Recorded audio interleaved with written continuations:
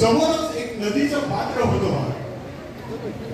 एक इवलीशी चिमणी तिनं ते पाहिलं.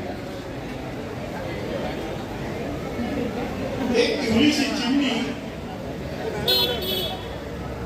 तिनं ते पाहिलं. तशी ती तडक उठली.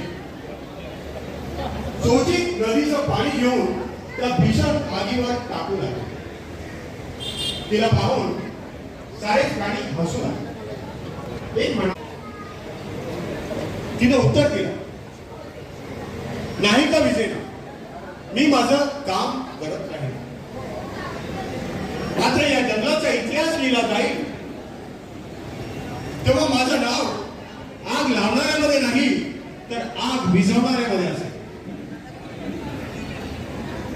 इवल्याच्या चिमणीचा हा इवलासा विचार आपणही घ्यावा आणि या साऱ्या